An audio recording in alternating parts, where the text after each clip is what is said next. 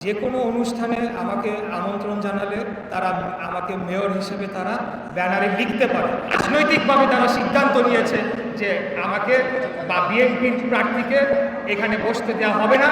এখানে তাদের সেই প্রশাসককে বসানোর মাধ্যমে আগামী জাতীয় নির্বাচনে তারা অবৈধ সুযোগ সুবিধা গ্রহণ করবে। সেই সকল কর্মকাণ্ড যারা করেছে তারা অবৈধ, আমি অবৈধ।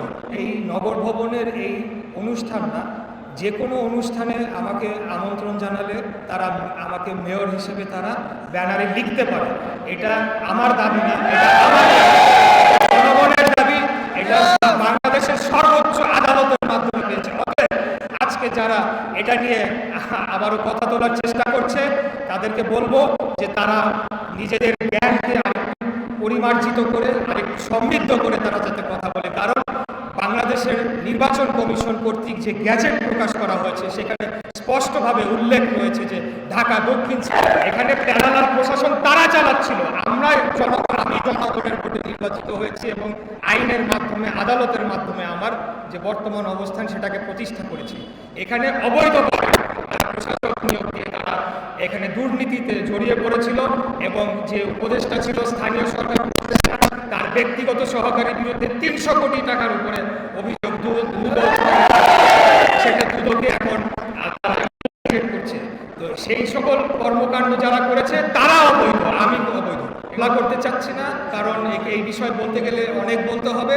তবে আমি শুরু থেকেই বলে আসছি যে আমার এই বিষয়টা সম্পূর্ণ রাজনৈতিকভাবে তারা সিদ্ধান্ত নিয়েছে যে আমাকে বা বিএনপির প্রার্থীকে এখানে বসতে দেওয়া হবে না। এখানে তাদের সেই প্রশাসককে বসানোর মাধ্যমে আগামী জাতীয় নির্বাচনে তারা অবৈধ সুযোগ সুবিধা গ্রহণ করবে, এটি তাদের উদ্দেশ্য ছিল। সরকারের পক্ষ থেকে কোনো ধরনের ভ্রুক্ষেপ করা হয় নাই, কোনো ধরনের যোগাযোগ করা হয় নাই, কোনো ধরনের আলোচনার কোনো উদ্যোগ নেওয়া হয় নাই। এটা হলো একটা অত্যন্ত দুঃখজনক একটা। আমার জানা নেই আপনি কোথায় বেশি কম বলেছেন, এটা যদি সঠিক তথ্য আমার কাছে নেই। তো আপনার কথা যদি আমি সত্য ধরে নেই, তো এখন মাত্র ডেঙ্গুর সিজন শুরু হচ্ছে কেবল।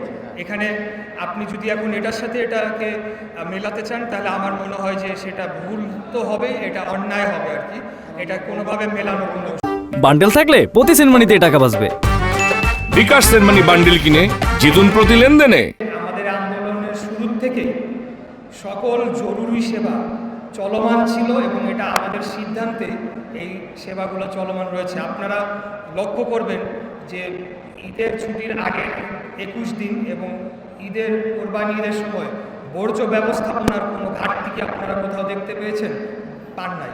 কারণ বর্জ্য ব্যবস্থাপনা সহ অন্যান্য যে সকল জরুরি সেবা সেগুলো যাতে চলমান থাকে, সেগুলোর যাতে কোনো বিঘ্ন না ঘটে সেটির ব্যাপারে আমরা ডে 1 থেকে আমরা সচেষ্ট শুধু ছিলাম না, আমরা এই ব্যাপারে কড়া বার্তা দিয়ে রেখেছিলাম যে জরুরি সেবা যাতে কোনোভাবে বিঘ্ন না ঘটে। এটি আমি